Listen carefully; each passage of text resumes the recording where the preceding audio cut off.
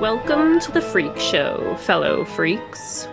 I'm Matthew Brockmeyer, I'm Krista Carmen, and this is Murder Coaster.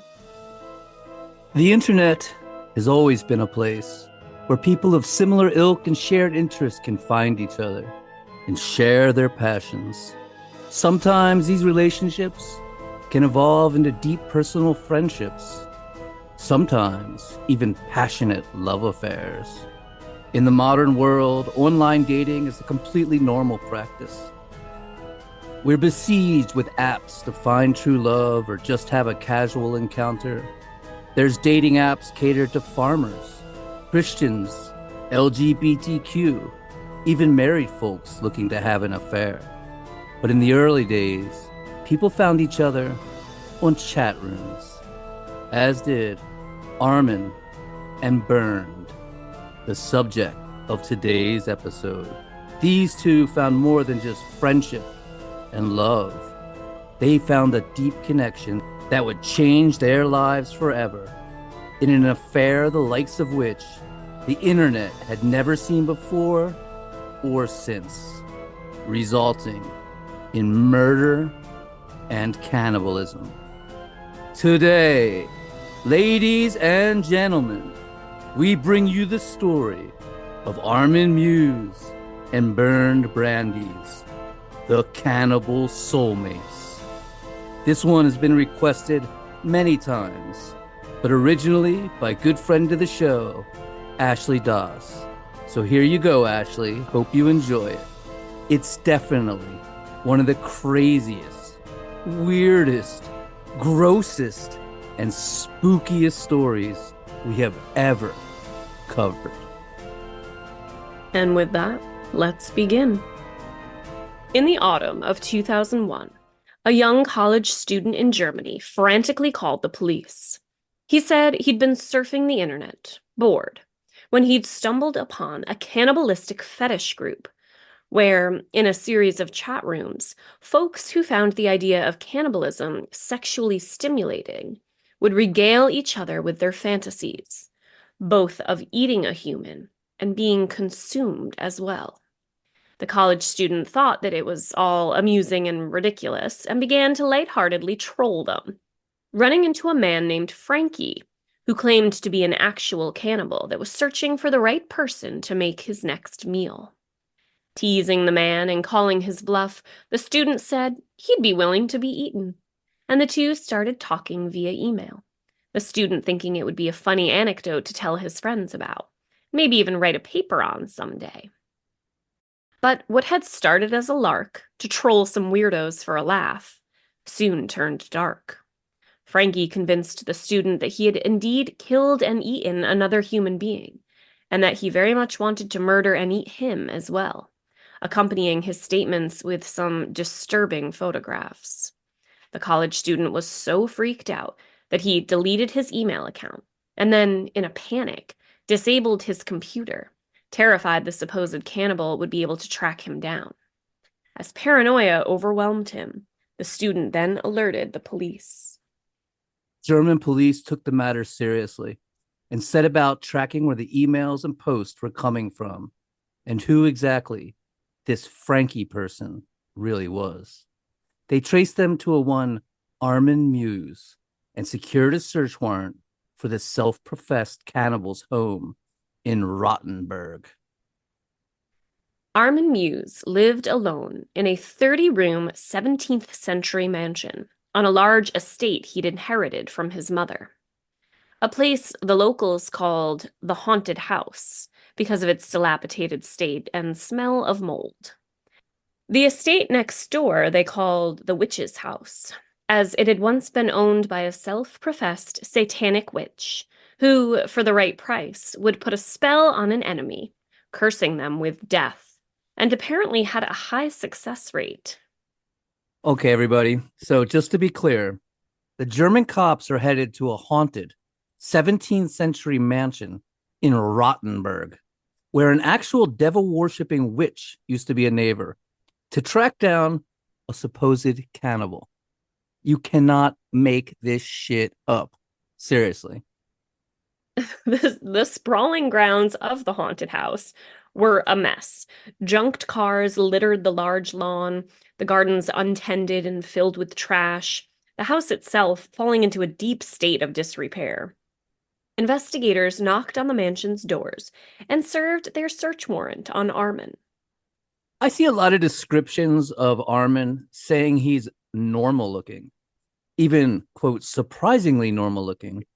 Now, I mean, I don't know what surprisingly normal looking even means, but to me personally, he looks kind of strange. He looks like a cross between John Waters and William Macy from Fargo and Shameless. He has like the thin lips and chin of John Waters and the large forehead and receding hair with those really weird eyes of William Macy. Well, when the police told Armin of the accusations against him and asked him if he had ever eaten human flesh, he replied cryptically, I may have. The police then began their search of the house. The sprawling manor was unkempt, dusty, and filled with cobwebs, rat droppings scattered about. One room was filled with computers and computer equipment, which made sense as he worked with computers, but even so, there were so many of them piled up on top of each other. It felt bizarre.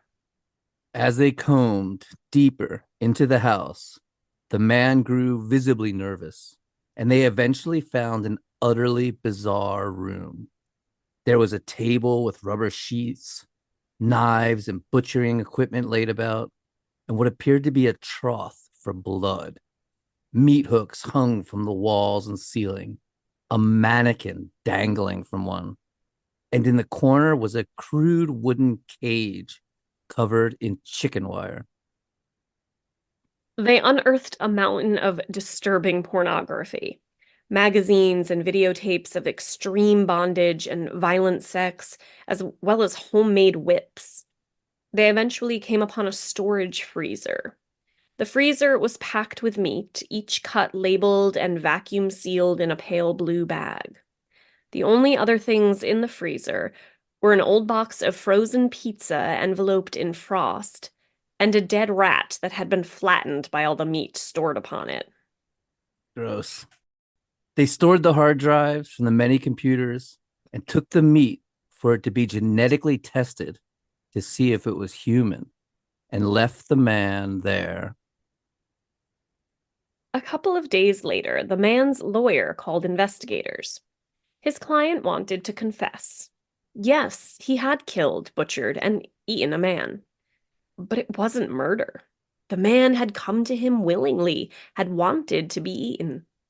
They were soulmates who'd found each other online, and it was a consensual act committed by two adults, not homicide. And to prove it, the man had over 3 hours of videotapes documenting the entire process he was willing to turn over to the police. What soon unfurled was one of the strangest cases in all the history of true crime, all completely filmed and documented.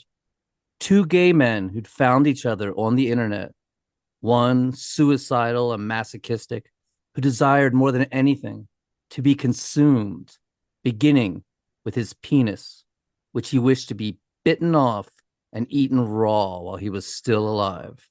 The other, a self-avowed cannibal, more than willing to fulfill the other's dark fantasy. This is their story. Chapter 1: A little boy named Armin. Armin Meiwes was born on December 1st, 1961. His mother, Waltrud, was nearly 40, and his father, Dieter, a policeman, was only 22. Waltraud had two older sons from a previous marriage, and the family all lived together. Little Armin, the baby, his two older half-brothers, Ingbert and Wolfgang, in the Ruhr industrial area of Western Germany. Little Armin loved building model houses and reading fairy tales. He loved the Grimm's brothers, who wrote much of their gathered stories in nearby Kassel, where there is a museum celebrating their work. His favorite story was Hansel and Gretel. The family would spend their holidays on an estate with a rambling 30-room farmhouse the locals had dubbed the haunted house, as its interior was always dark, and it had a peculiar, musty smell to it. Vacations at the estate were a time of great happiness. Armin kept his beloved pony there and would play with the neighbor boy, Manfred, whose grandfather owned the estate and would eventually sell it to the family. But life in the Muse family was far from ideal. Waltraud and Dieter fought constantly. Waltraud often accusing Dieter of cheating on her and saying she'd find his lover and kill her, while Dieter accused her of being insane. The constant arguing and fights put a deep strain on the family. First, his half brother Ingbert went to live with his biological father in Berlin. Then, when he was just 8 years old, his father abandoned the family. And soon, his favorite brother Wolfgang also moved to Berlin to be with his biological father as well. Now it was just little Armin and his mother. Armin was incredibly lonely, the house suddenly deathly quiet with his brothers and father gone, and he plunged into his imagination to keep him company, creating an imaginary friend named Frankie. Waltraud, meanwhile, hardened after the collapse of her second marriage. All the men in her life, including her first two sons, had left her, all but Armin. He was all she had left, and she vowed to chain him to her side and never let him leave her. Armin was a bright child and did well in school, excelling in math, but he was a shy, inhibited boy with no friends. His mother was old-fashioned and older and wouldn't buy him the latest toy or indulge in fads. In fact, she insisted he dress in lederhosen. So this is the 1970s, and this little kid, he's already nerdy and weird. He's being forced to wear lederhosen to school. Can you imagine? Ugh. His mother's nickname for him was München, an affectionate play on the name Armin, but one that also translates as servant. He was her little servant and did whatever she asked, washing windows, sweeping floors, scrubbing toilets, often while she ranted and raved, the introverted little boy just smiling oddly and doing whatever was ordered of him, completely dominated by his mother. Oh boy, we know what kind of script that can lead to. Yeah. Sometimes he'd wander to the neighboring farm to spy on the happy family there, just to see their loving ways, hear the joyous laughter. And as it was a working farm, often they were slaughtering animals. He'd watch as pigs, ducks, hens, and geese were killed and bled out before butchering. Somewhere in his mind, he began to associate slaughter and meat with love, acceptance, and family. And Armin still had his imaginary friend Frankie, whom he would confide in at night as he fell asleep, telling him all his secrets, how he missed his father and brothers, how the new boy at school was taunting him, mercilessly teasing him. Armin could tell Frankie anything, how he liked to cut up his classmates like the neighbors' butchered animals and then consume them, how if he ate them, they'd always be with him. He'd reread his beloved Hansel and Gretel over and over, fixating on the part where the witch kept the children in a cage in order to fatten them up to eat. He completely fixated on this image, fattening up a human to eat. The fantasy was constantly with him. When he watched television and saw a character he liked, he imagined how lovely it would be to slaughter and eat them, whispering to Frankie in the dead of night, "They'll never leave me if I eat them. I could have someone who is always with me. I can feel safe and secure, and I won't be lonely anymore. I'll have someone to be part of me." And Frankie, of course, agreed. Armin loved gory horror films, but while others reveled in the thrill of being frightened and revolted, Armin took comfort in the blood and guts, seeing slaughter as an act of love. As he entered puberty, he took these fantasies with him. The idea of cutting open a boy's chest, ripping out his heart, liver, and lungs, and feasting on them while still warm and raw, aroused him sexually to no end. Getting changed for gym class in the locker room, he'd gaze at the chests of the other boys, being completely overcome with wonder over what their nipples would taste like and how he'd love to bite into their thighs. Armin had become a textbook vorarophiliac, finding the idea of cannibalism extremely erotic. We discussed this a bit in our Albert Fish episode, but this isn't an uncommon sexual fantasy. When Googled, the first thing that comes up is a Reddit subgroup of vorarophiliacs. But these are people indulging in fantasies, and cannibalism is understood to be just that, fantasy. But for Armin, this obsession with cannibalism was much more. It was an obsession and desire. Chapter 2: The Haunted Mansion and the Witch Next Door. When he was 16, Armin and his mother moved into the dilapidated 30-room mansion they'd used as a vacation home. Waltraud reveled in the idea of living in a majestic estate and having a lifestyle of grandeur. Though the truth was, they were on a tight budget. She didn't work and relied on her meager inheritance and rent payments, and the sprawling house, which the neighbors all called haunted, was far from grandiose. The grounds were a mess, the garden in shambles, the house itself dirty, crumbling, with a nasty moldy odor, as well as rat-infested. But Waltraud labeled each room with a poetic name, calling her bedroom Nenglans, or sunlight, her dressing room Frühtau, or morning dew. The attic was named Country View, and Armin's bedroom was called Kinderzimmer, or child's room. She even posted a floral decorated sign on his door. He was nearly 17 years old, but still considered a child, and he'd never remove that sign from his door. On weekends, the bourgeois, frowning mother and her strange teenage son in lederhosen would ride in a cart pulled by their beloved pony as Waltraud cast haughty glances about and lectured her son on her strict principles of living, which were derived from the culture of the 1920s and 30s. Waltraud schooled Armin on the proper ways of etiquette, how to hold a fork or teacup properly, the appropriate setting for each utensil, the proper way to receive guests and seat them formally at the table. But they seldom had guests. The neighbors all thought they were weird as hell, living as if in another century, in a crumbling house, just the two of them. And Waltraud, like Armin, had no close friends whatsoever.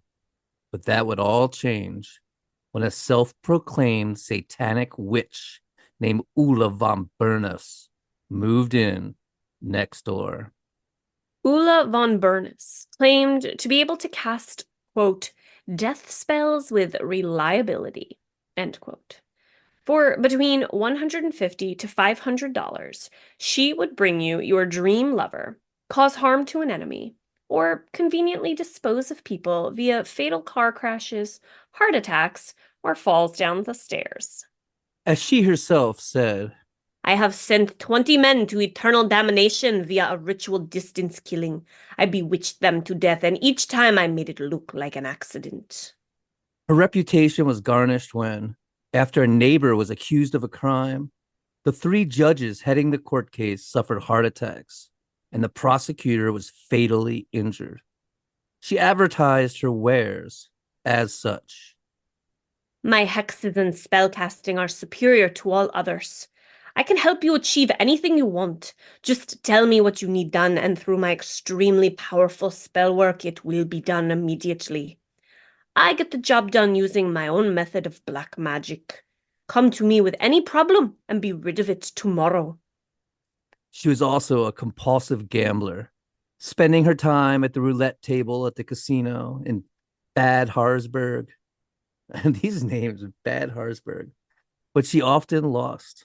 And when asked why the devil didn't give her the winning numbers, She just shrugged and replied, He has more important things to do. Ulla von Bernus painted the walls of her new house black. The doorbell on her black door was a skull's head, out of which popped a tongue. She decorated the house with pictures of the devil and erected an altar to Satan, complete with black mirror, a dagger, and candles. The house became known as the witch's house by the locals, who, of course, called Armin's house next door the haunted house. Ulla and Armin's mother became best friends. The two would spend their time together drinking coffee and chatting, little Armin often accompanying his mother. Armin was fascinated with his mother's new friend, often peppering her with questions. She explained that Satan was the dark force in nature whom she'd used to replace God, and that the world was ruled by the flesh, the carnal, and death. Friendless and with no one besides his domineering mother to talk to, Armin now had a real life witch as a friend, just like the witch in his beloved Hansel and Gretel, who fattened up children in cages to eat. Ulla was a huge influence on little Armin, and his dreams began to be tinged with a dark, supernatural quality. He began to act out his wicked fantasies, dismembering Barbie dolls and cooking their severed limbs on the barbecue in the garden, gleeful as the dolls' smiling faces melted into a black mess. He would construct his own little dolls out of marzipan, spending hours to make them appear as lifelike and real as possible, before ripping them to shreds and devouring them in a cannibalistic frenzy. And it all became quite sexual as well. He made a marzipan mold of his own penis. He'd create human sized marzipan hearts and livers, devouring them as he masturbated. He'd creep into the kitchen at night and create scenes of carnage with pork and ketchup, trying to make them look as human and lifelike as possible, taking photos and videos to fantasize over later. Jesus Christ, this is already bonkers. And eventually, Ula had to move away because of financial troubles, relocating to Bad Harzburg to be near the casino. But her influence on Armin had been set deep within his psyche. There was no good or evil, only the flesh and death and your own desires and satisfactions. After graduating high school, Armin joined the military. His mother had actually trained him well for a life of taking orders and doing as he was told. He did well, rising up the ranks from administrative clerk to staff sergeant in the supplies division of the 52nd Armored Infantry Battalion. Since he was stationed in Rotenburg, he would go home to his mother every night and even brought her on the troop outings, the two sharing a double room, which the other soldiers found utterly bizarre, often teasing him. For 12 years, he served in the military, but he was seen as odd and a loner. And he lacked the toughness to be a superior officer and assert his authority. He was always complacent, even to those below him in rank, to whom he should have been giving orders. At the officers' Christmas party, when soldiers brought their wives and girlfriends, Armin brought his mother and clung to her side all night. And on the rare times when he did have a date with a girl, he'd bring his mother along as a chaperone, not understanding why the girls thought it was weird and creepy to have his mother. And after each of these dates, his mother would say to him, Armin, she's simply not suitable. You cannot be seen with someone as common as that, yeah? Did you hear the way she talked? Her enunciation is atrocious. of course, he didn't lament the fact that he couldn't be alone with any of these dates to kiss, cuddle, or fondle. He wasn't interested in girls like that, though he did harbor a want to marry and have children. He saw women as instrumental in reproduction, but he didn't want to kiss them or be intimate with them. His sexual desires were directed purely towards men, a deep secret he kept from his mother. And nearly all those desires included consuming their flesh. And Waltraud and Armin would go out on their own mother and son dates. Every Sunday afternoon, Waltraud would get dressed up in a traditional Bavarian dirndl dress, adorning herself in her finest jewelry and makeup, while Armin would wear a suit and drive his mother about in their aging yellow Mercedes, like something straight out of the 1950s, though it was now the 1980s. In 1990, Walter was seriously hurt in a car crash and incapacitated, but Armin was there to wait on her, hand and foot, to see to her every need, and the two became ever more reliant on each other. In 1991, the army discharged Armin. He wanted to stay, but he just wasn't independent, mature, or strong enough to give orders and be in a leadership role. So Armin took some computer training classes and became a service technician for Fiducia, a software firm in the Rhine Valley. He'd overhaul computers, printers, and other office equipment, as well as service automatic cash machines. He was well suited for the job, efficient, quiet, hardworking, taking orders well, and was praised by his boss. Armin loved not having to work with others, getting lost in the mechanics and codes, and he became a skilled programmer and computer technician, dreaming of setting up an internet company for pharmaceuticals, or even one day turning the haunted mansion into a residential computer school. Making good money, he began to invest in old cars, thinking he could fix them up, remodel them, and sell them at a tidy profit. He bought a Mercedes Benz 108 and two Trabants, old East German personal carriers, but he never got around to working on them, and the cars just sat there on the patchy lawn with other junk he collected: old lawn mowers, a cement mixer, office chairs. And on September 2nd, 1999, the unthinkable happened. After a long illness at the age of 77, Waltraud passed away, there in her bedroom of the haunted house. She was all that Armin had ever had his entire life, much more than just a mother, his only friend, his life partner, his everything. Armin was now alone in the 30-room haunted mansion, his pony and dog having long ago died. He turned the home into a shrine devoted to his mother's memory. He started imagining he was his mother, wearing her dresses, impersonating her voice. He fastidiously cleaned her room, her silverware, even her hairbrush, literally becoming her in his mind. One day, an old school friend came by, and Armin answered the door wearing his mother's floral frock coat, makeup, and a wig. The shocked friend would later tell other friends, He's taken over his mother's role in the house. I had a real shock when I went into her room. Her dressing gown was laid out neatly on the bed, beautifully pressed, as if he's expecting her back at any moment. It's spooky. Armin has become his mother. His shit is so Norman Bates, psycho, right? Fucking crazy. it's like, my God. But while Armin kept his mother's room spotless, agonizing over cleaning and dusting each and every item, he let the rest of the house fall into filth and disrepair. Spiders taking over, covering everything with cobwebs, rats creeping in, leaving droppings behind, dust piling up in all the corners. So Ed Gein. So Ed Gein.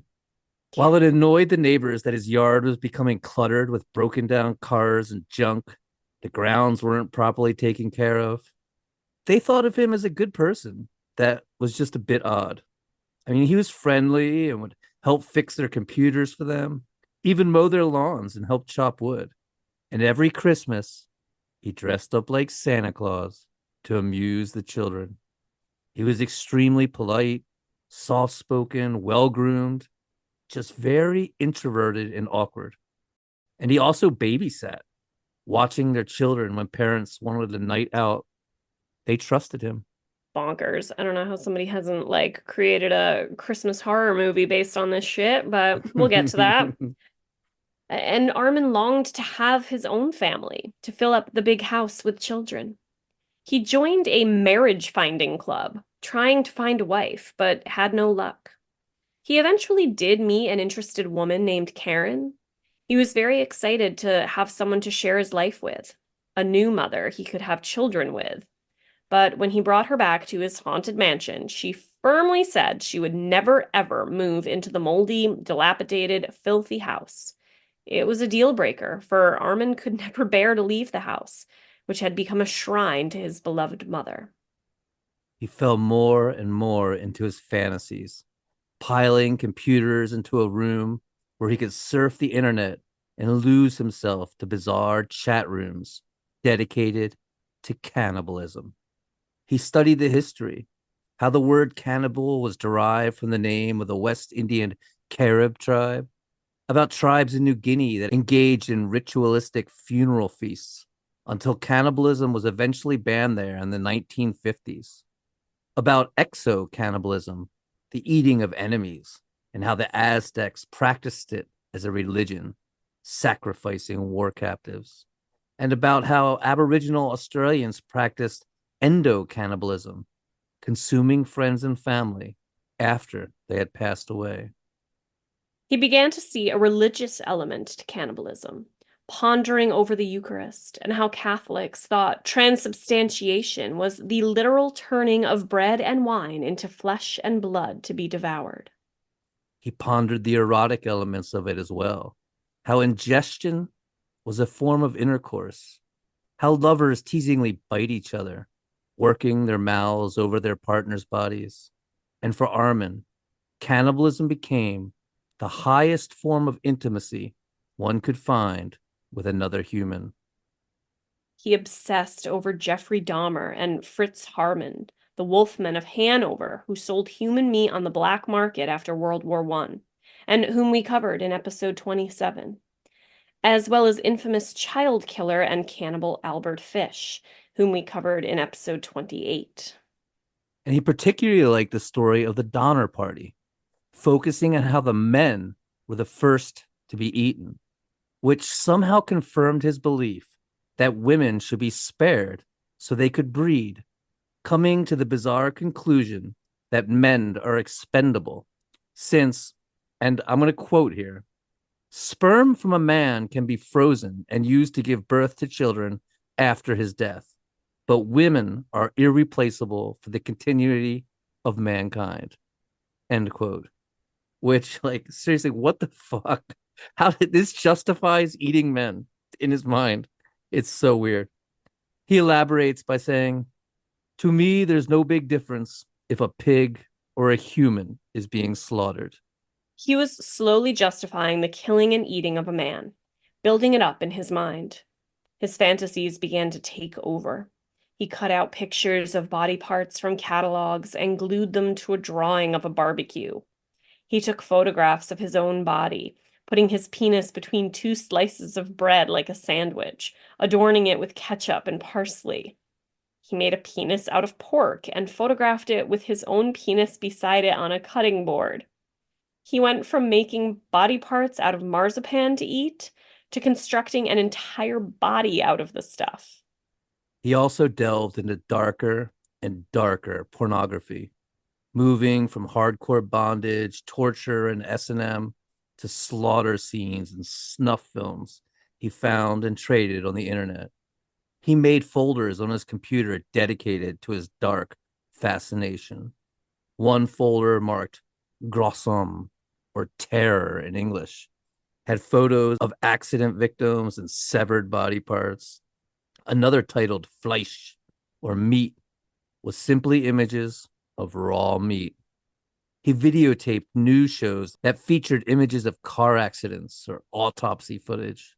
He started saving recipes he found on how to properly cook and serve human flesh, such as Pegnati Jungelleber, or boy's liver and breadcrumbs, and Penis mit Rotwein, or penis in red wine.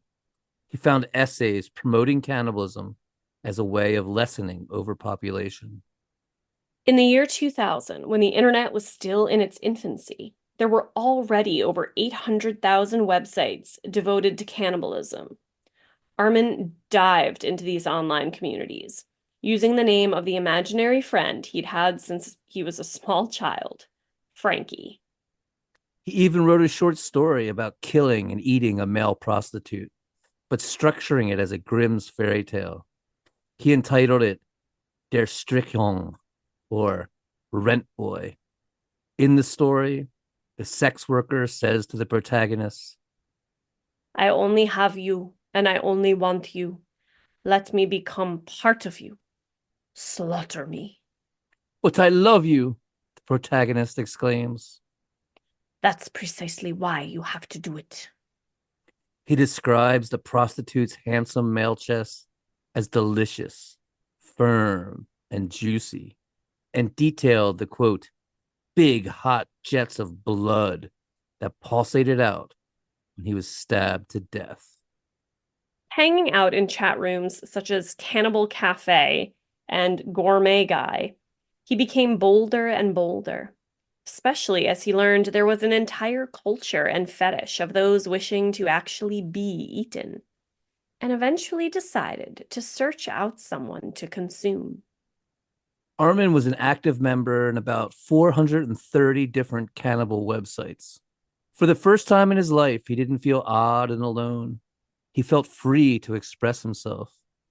Those wishing to eat a human or be eaten ranged from dentists, teachers, cooks, to government officials.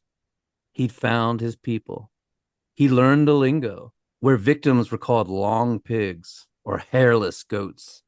He even set up his own cannibal chat room on Yahoo. He chatted with a man who liked going to slaughterhouses and watching the animals being butchered and killed, and fantasized that it was himself being slaughtered. He talked with a girl named Snuffy that was looking for a sadist and cannibal to torture and eat her, pulling out her teeth so she couldn't bite, then cutting off her toes and fingers and cooking and consuming them right in front of her. But to his great chagrin, he saw most of this was pure fantasy and role playing.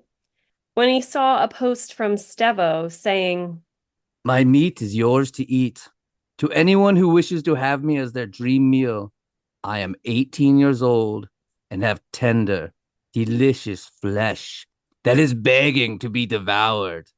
If you think you would like me in your belly, then send me a message. Armin immediately messaged him in a feverish state, but there was no reply. A guy named Tufke from Den Haag posted, if anyone want to eat an 18-year-old gorgeous male, then just tell me how you would feel whilst devouring my horny flesh into your belly, and I will reply so we can discuss real arrangements. Please eat me. But they weren't serious. It was a fantasy, a kink. But Armin was dead serious. He wasn't playing around. He truly wanted to eat a human being. Armin posted 60 ads, stating in his stilted English, I am Frankie from Germany, and I search for a young boy between 18 and 30 years old. Have you a normal build body? Will you die? Then come to me. I will butcher you and eat your horny flesh. oh my God, It's so good. I'm sorry. I'm sorry that have you, all right, you Have please, you normal body build? Build body. not funny, but it is. I'm It's so hilarious. sorry. And another ad stating simply, Gay male seeks hunks 18 to 30 for slaughter. a woman replied, but he wasn't interested in eating a female. He only wanted to eat a male. Potential male victim replied, but he was much too fat for Armin's taste. And I mean that most literally. He wasn't too fat for his sexual tastes. Armin just thought that too much body fat on a man would ruin the meat. Oh my God. Yeah. Ugh. What a bummer to be turned down. So a slow trickle began to flow in from accounts such as Butcher Boy, Meat for Food, BBQ Meat, and Eat Me for Dinner. In the end, 204 people responded to his ads, as well as 15 that just wanted to watch the whole thing go down. He arranged over 30 meetings with potential victims, driving to Dresden and Hamburg, I think potential it's just victims. Hamburg. He arranged. You got meat on the brain. Did I say hamburger? Yes. Oh my God. Yes, I do. Oh, This fucking episode is killing it's me. I'm crying. eventually he struck up acquaintance with a hotel cook named Jorg. They met at a hotel for drinks, then headed back to the haunted mansion.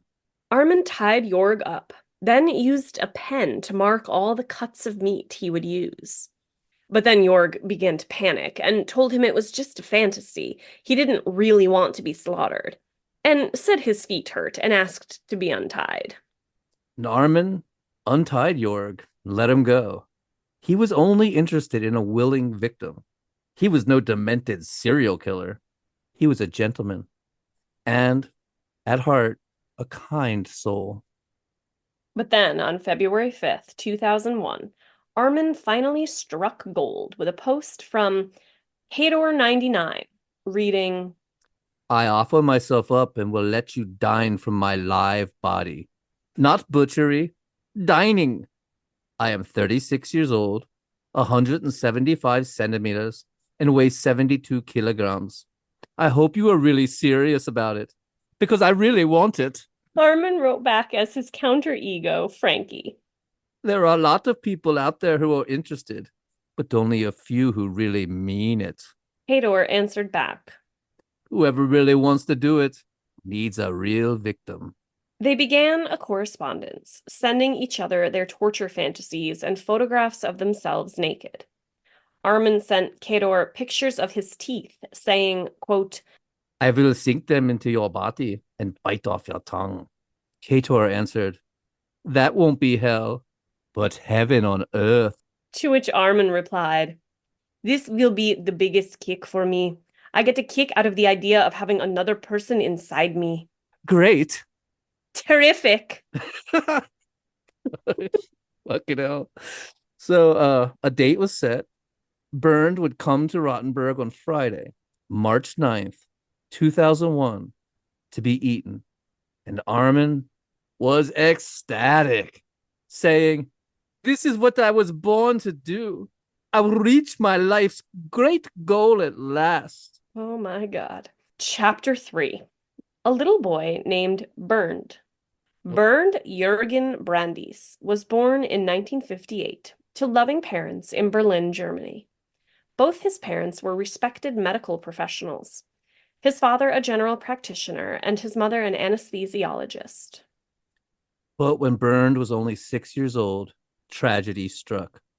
While administering anesthesia to a patient, his mother made a fatal mistake, and the patient died.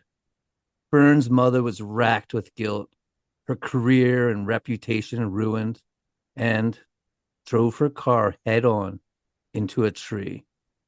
Bernd's father would often lament that it was not an accident, but suicide, saying she often said she just couldn't live knowing she'd accidentally killed someone. Overnight, the family was destroyed. Mommy was gone, the one who'd always tucked Bernd in, tickled him, read him bedtime stories, and his father retreated into himself, becoming sullen and uncommunicative. Little Bernd somehow blamed himself for his mother's death. As he grew up, this guilt took on a strange turn.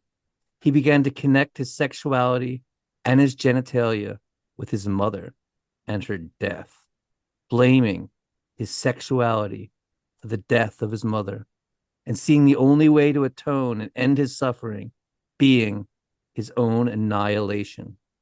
He began to dream of being slaughtered and eaten.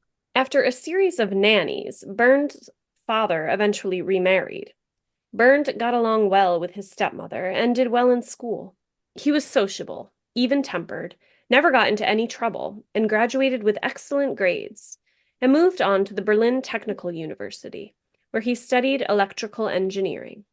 He graduated in 1986 and immediately secured work at Siemens AG, Germany's largest engineering company, testing software for telephone systems, becoming a world specialist in telecommunications.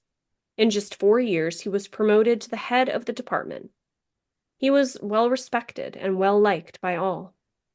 Little did anyone know that nagging inside him was an incredible desire to be annihilated, utterly destroyed, and consumed, starting with his sexual organs. Bernd was a gay man, but lived completely in the closet, admitting his true sexuality to no one. He had a steady girlfriend, and the two were genuinely affectionate, even moving in together. She described him as a, quote, good thinker, a good listener, an easygoing domestic type, stable and secure, end quote. But after 7 years, the relationship fell apart and the two split up. He met a new girl, Petra, who was 12 years younger than him, but their relationship ended when he confided to her that he was sexually attracted to men. Although he was attracted to men, Bernd felt he needed a wife to fit into society and tried desperately to find a new partner, going to online dating sites. At one point, he began dating a Nigerian woman online. Only after paying 6,000 German marks to have her fly out, he found it was all a scam. Finally, Byrne decided to come out of the closet and find himself a boyfriend. He met a 27-year-old baker named Renee Jasnik at a party, and the two really hit it off. Renee was a lot of fun. He wore a gold hoop earring, and they shared many of the same interests. Eventually, Renee moved in with Bernd, and they fell into domestic tranquility. They were both pretty vanilla, didn't like the outrageous gay scene, weren't into anything kinky whatsoever, found most of their happiness cuddling on the sofa and watching movies like an old married couple. While Renee and Byrne had been a couple for years and were now living together, Byrne never came out to his work colleagues and still pretended to be straight, boasting about the fictional women he was dating. His coworkers were aware he had a male roommate, but they had no idea that the two were actually a couple. And these weren't the only lies and secrets Bernd was keeping. While he seemed to be having a nice, monogamous, and stable relationship, the truth was he was seeking out male prostitutes, men whom he could reveal his true desires to be humiliated, beaten, tortured, devoured. He'd ask sex workers to beat him, whip him until he bled, to not stop even when he was in obvious pain. And he'd often demand that they bite off his penis. They'd play along, role play, pretend to be chomping on it, but it was all an act, which is what they thought he wanted. But Byrne was deadly serious. He desperately wanted his penis to be bitten off and to be tortured to death. It had gone from a curious fantasy to an obsession to an absolute overwhelming desire. One day, Byrne brought his favorite prostitute a knife and told him, matter of factly, to cut off his dick with it. Do it, Byrne commanded. The man denied his request. Bernd went to another prostitute, begging the man to bite off his penis, saying he'd pay him 10,000 German marks, give him his computer, his car. Shaken, the man denied him and refused to ever see him again. Back at home, Renee would leave in the dead of night to head to the bakery to work, and Byrne would get up and scroll through the internet, playing out his violent fantasies in his head with hardcore pornography, featuring torture and bondage, logging on to cannibal sites, expressing his desire to be consumed and humiliated, destroyed, posting, looking for a manly man to help me leave this world. And that's when Bernd met his soulmate, Armin. It was a match made in heaven. Bernd had wanted to be eaten since he was a child, and Armin had wanted to eat someone since he was a child. Soon, a date was set. Chapter 4: The Preparations. Excitedly, Armin built his own slaughter room in the mansion's former smokehouse on the second floor, a hidden, windowless room far from any curious neighbors with prying eyes. The concrete floor was perfect for mopping up blood, and he insulated the walls with old mattresses to hide any squeals of pain. He joyfully set to hanging up meat hooks. He constructed a trough to drain blood, nailed blocks of wood to the walls, and hung mannequins from them, imagining his new friend there as naked and vulnerable as the mannequins. He used an old metal patio table as a butcher's bench and collected his tools, knives, an axe, serving fork, all of which he arranged just so upon it. He even built a wooden cage to keep a captive in, thinking they might like the feel of confinement. Aw, isn't that sweet? What a nice guy. He attached a pulley to the ceiling so that he could haul his long pig up by its feet. Once the victim was dead, he'd have to hoist him up in what is called the Geen configuration by cannibal enthusiasts because of how infamous Ed Gein butchered Bernice Worden, hanging her carcass by her feet with the legs spread to provide access to the pelvis. Like what Art the Clown did in the Terrifier film. Exactly. And lastly, Armin dragged a rusty iron bed to the middle of the room, the altar his victim would be placed on to be sacrificed, attaching ropes and belts so he could tie someone down if need be.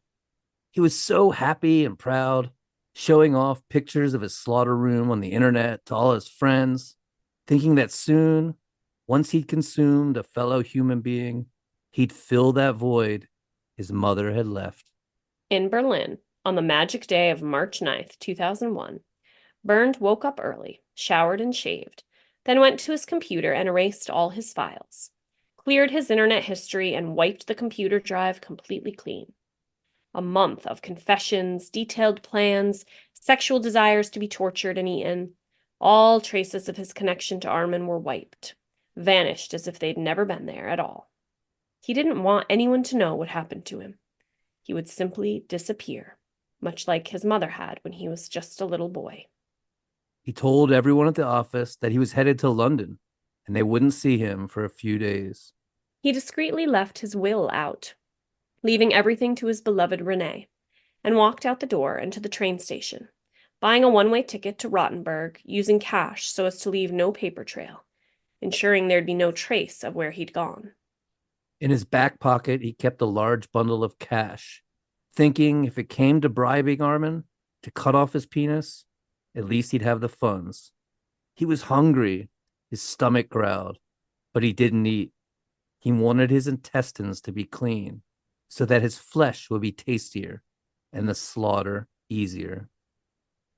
As the high-speed train barreled down the tracks, Bernd contemplated his need to be castrated, how his sexuality disgusted him, how extinguishing his body and life would be such a thrill and a relief, how being eaten would leave nothing remaining. He didn't want to leave some rotting corpse behind or have his ashes sit on someone's mantle. He also felt a sense of power surge through him. Armin wanted to eat his body. He had something someone wanted. Eventually, the train pulled into the station. Bernd disembarked, and there was Armin, waiting, a smile on his face. Bernd walked up to him happily and whispered, "I am your cater. I am your flesh. I hope you will find me tasty." Chapter 5. The Feast. As Armin drove Bernd back to his haunted mansion, he turned to him and asked, "Do you really want to go through with it? You really want me to eat you?" You know I wouldn't be here if I didn't, would I? Oh, you don't know how good that is to hear. I can't wait for you to castrate me. And I can't wait to taste your flesh in my mouth. Castration ensures a tender fillet. Oh, and they say romance is dead.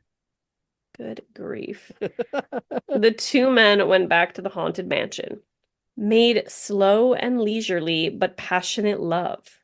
Then they lay in each other's embrace, staring into each other's eyes, quietly whispering. Armin asking, quote, "Tell me why you want me to do it. I want to make sure you're ready to go through with this." Oh, I am. I want to destroy myself, to disappear from the face of this planet. Well, I want you. I think you're the most precious thing that has walked into my life. You're the person I want to make me whole. I'm beginning to believe. Dreams really can come true. I want to stab you to death, gut you, and carve you up. Then I'll eat you. A roast or a hearty steak. I want to avoid the use of fat or intestines. I've never been an experimental chef.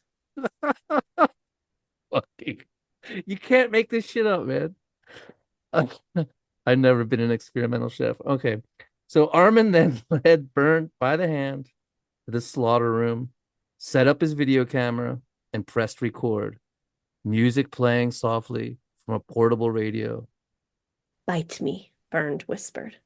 Bite my penis off, drink my blood, and devour my flesh. Armin bent down, bared his teeth, and went to bite, but he couldn't bring himself to do it. This was not his fantasy. This was Barnes' fantasy. Armin simply wanted to butcher him, not bite off his cock. He was just a simple cannibal looking for a willing victim, not some sick in the head sadist. When Bird saw him hesitate, he grew irate. No, you have to do it. Damn it, you can't stop now. Bite it. Armin put Barnes' penis in his mouth, bit harder, but it was no use. He didn't have the savagery inside him to rip off the man's member with his bare teeth, try as he might. Bernd sighed with disappointment. This isn't going to happen, is it? Armin was too ashamed to even talk. I just wanted to feel my penis being mutilated, but you're too nice, too weak. I should have known. Take me back to the train station. The two men dressed and sullenly headed back to the train station. Bernd buying a ticket back to Berlin. As the train rumbled down the track towards them, Armin turned to his soulmate and whispered, Bernd, I honestly think we can do this. I feel such exquisite pleasure when I think about devouring your body parts. But I need you to be tough. Do you think you can castrate me? Please, Armin, I'm begging you. Come back to the house with me. Yeah, I'm convinced I can do it. They then drove back to the haunted mansion. Bernd eating a handful of sleeping pills and slamming a bottle of cough syrup to help ease the exquisite pain he was hoping to soon feel, washing it all down with a bottle of schnapps. Back again in the slaughter room, the two men kissed and stroked each other. Then Bernd whispered, Cut the thing off. And placed his penis on a cutting board. Armin lifted the knife, brought it down on Barnes' erect member, and nothing happened. He chopped again and again. Nothing. The knife was simply too dull to cut through. I'm beginning to despair of myself, Bernd lamented. But, but Armin ran down to the kitchen and returned with the sharpest knife he could find. Again, they went through the ritual. Bernd placing his member in the cutting board. Again, Armin lifted the knife and brought it down, but this time, the sharp edge sliced right into the flesh. Bernd let out a horrible scream of pain and began leaping about as Armin again brought the knife down, again and again, finally fully severing his penis free. Bernd then turned to Armin and said, How about an appetizer before your banquet? One that I can share. This shit is videotaped.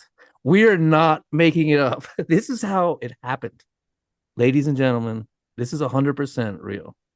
Armin put a temporary bandage over Bernd's gaping wound, and the two men retired to the kitchen. The penis was sliced in half and placed on Armin's mother's best china plates and served. They tried to eat it raw, but it was much too tough, so they decided to fry it in some olive oil, adding salt and pepper and garlic. The room soon filled with the aroma of frying human flesh. Again, they tried to eat the penis, but it was still too tough, so they put the halves back in the frying pan, where, to their horror, the penis quickly turned black and burnt to a crisp. They fucking ruined it. Amateurs, say what you want about Albert Fish, but he knew how to cook a penis. My God. Bernd, feeling queasy and losing a lot of blood, then asked if perhaps he could take a bath. Armin, eager to ease his soulmate's suffering, hurried to fill a tub with hot water. The bathtub was filthy, with a ring around it, but Bernd was oblivious, enjoying the warm water as he slowly bled out, the water turning a deep crimson, bits of tissue floating free as Bernd played with the gaping wound where his penis had once been, gazing lovingly up at his soulmate Armin and saying, "You've no idea how good this feels. It is the most pleasure I've ever had. It's what I always wanted." After a few hours, Armin checked in on Bernd, wondering if perhaps he had bled to death. He had not, and Armin helped him stumble to a bed to lie down. Armin then sat reading a Star Trek novel, wondering if there were planets out in the solar system where cannibalism was allowed, while his cannibal soulmate lay in bed, slowly bleeding out. But the wound was not fatal, and death did not come. Eventually, Bernd did pass out from a combination of blood loss, sleeping pills, and cough syrup, and Armin hauled him into the slaughter room, careful not to bruise the body and ruin the meat. He hit record on his video camera and set to work. Armin lifted a long-handled butcher knife, held it over Bernd's throat, and said some last words to his soulmate. "Goodbye, my dear friend. It is time to say farewell. Almighty Father, thank you for creating this man who lies before me. Thank you for allowing me to prolong his life by letting his spirit live on inside of me by consuming his body after death. He chose to give me a great gift, and for that, I will be eternally grateful." Armin then plunged the knife deeply into Bernd's neck, then sliced across, ensuring the corroded arteries were cut and death would come quickly. As Armin prepared to butcher the body, he stroked Bernd's cheek and whispered, "I feel fulfilled, like I'm married to you. It's time for your loving, cannibalistic funeral celebration, my friend." He then slipped ropes around each ankle, stretching the feet apart with a board, and hauled the body up, suspending the corpse upside down from a meat hook so that the body could bleed dry, massaging the extremities and pumping the stomach, amazed at just how much blood poured out. He worked at cutting the throat deeper and deeper, hacking through the windpipe and larynx, then removed the head by gripping it on either side and twisting it free of the spinal cord. He placed the decapitated head on the table beside him and talked to it. "There you are, Bernd. Now you can watch. You need not be worried. You're going to be just fine." He then began to skin the corpse, talking merrily to the decapitated head all the while. When Bernd had been completely skinned, Armin began the process of gutting the carcass, making a cut from the solar plexus to the anus, careful not to cut the intestines and contaminate the meat with feces. He ran the knife around the anus, then tied it off with twine, using a saw to cut through the pubic bones, and began to pull out the organs and intestines, cutting them away from the back wall of the body, loving the slippery feel of flesh. At this point, the videotape ran out, and he had to quickly run to the store to buy another tape. You think he'd have like that part covered, wouldn't you? I also can't believe that the first cut to the penis, the knife was too dull. Like, haven't you been preparing for this your entire life? That's like Talk about bizarrely comical. when you see like a love story, it's like always like unfulfilled, like they're about to kiss and something happens. It's just Yes. like Oh my God, it is. It's the over and sick over. cannibalistic version of that. Good grief. When he returned, he looked lovingly at the head on the table and said, "I'm home, Bernd. Hope you weren't too lonely while I was gone." He then removed the entire backbone by cutting and sawing it free, splitting the body in two. The belly he cut into thin strips for bacon, rolling some wide strips for a roast. He removed the calf muscles and the back of the lower legs, saying to the decapitated head, "Oh, that's a lovely piece of meat, Bernd." The entire butchering process took several hours.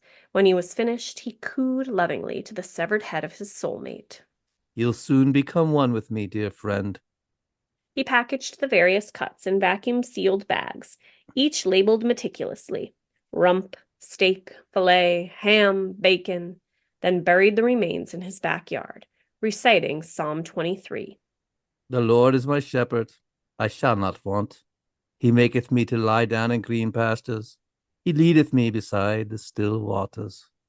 Waiting a few days for the meat to cure properly, he took photos of the various body parts, getting particularly creative with a foot. He watched the videos he'd made of the slaughter and murder over and over while masturbating, and hung up an arm in the kitchen, hoping to cure it like the air dried hams of Parma. But it didn't work and began to rot, so he ground the bones into flour. When the feast day was ready, he purchased Italian porcini mushrooms, Brussels sprouts, and South African red wine, decorated the table with candles, a bouquet of flowers, and folded linen napkins, and his mother's finest china, placing Bern's severed head there to keep him company as he dined. He meticulously washed a steak in cold water, tenderizing it with a rolling pin, and fried it in extra pure virgin olive oil and garlic, very careful not to burn it like he'd done with the penis. When the human steak was a perfect medium rare, he brought it to the table and recited a childhood prayer. Thank you for the words so sweet. Thank you for the food we eat. Thank you for the birds that sing. Thank you, God, for everything. Amen. Then he began to eat. It was more delicious than he could possibly have imagined, and he told Bern's severed head that as he chomped away. Afterwards, he began to think he'd absorbed Bern's skills, including his mastery of the English language. He felt stronger, more intelligent, but he was not satiated. He wanted more and became emboldened by his success.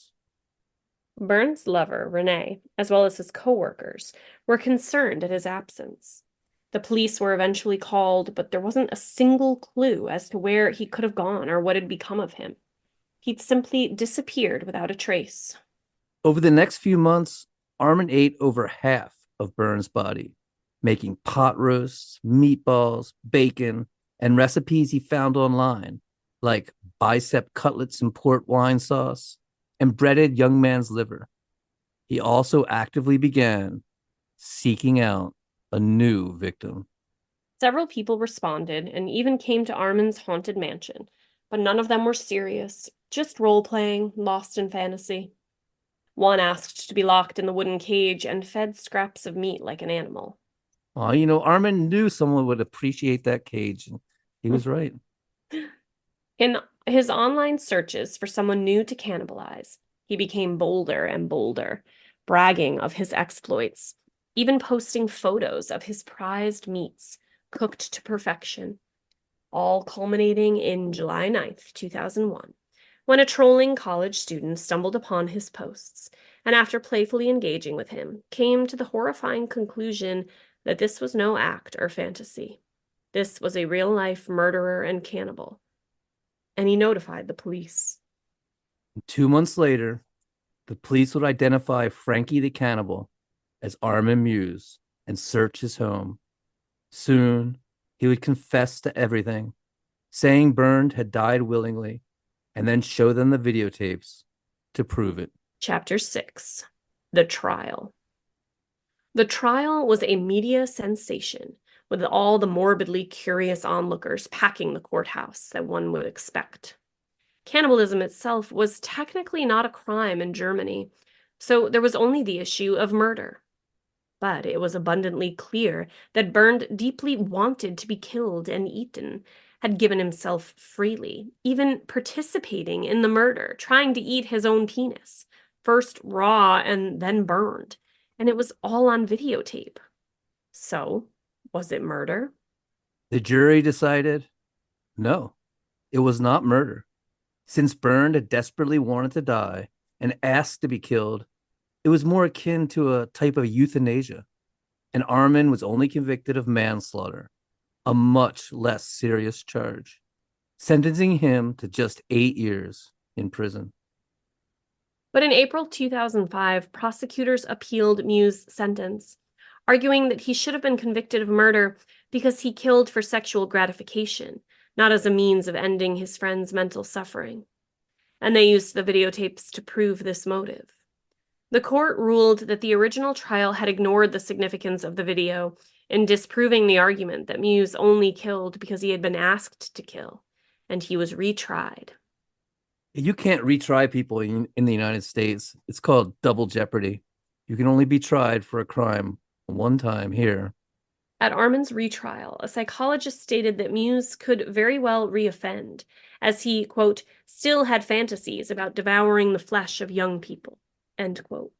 And on May 10th, 2006, a court in Frankfurt convicted Meiwes of murder and sentenced him to life imprisonment. And starting in 2020, Armin was granted supervised excursions to town, but he had to wear a disguise. So if you're ever in Germany and see some thin-lipped, buggy-eyed man walking about, escorted by cops in a wig and obvious disguise, it could be a real-life cannibal.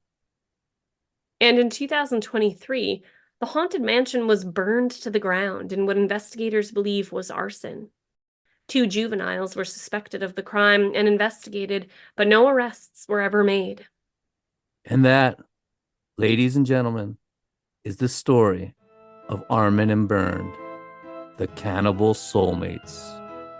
I have to ask, did we see anything in our research for this as to, was he ever remorseful, or did he still maintain that he was... He says he's sorry he did it now. But come on, dude. He is so not sorry. I don't believe it for a second. You know? I mean, and I don't know. It's morally, it's just so bizarre. It's like hard to wrap your head around because like this guy wanted to be eaten. This guy wanted to eat him. I mean, killing people is not good. We don't condone murder. No, of course not. It's just insane. Like, I don't know. But you know what kind of like weirds me out?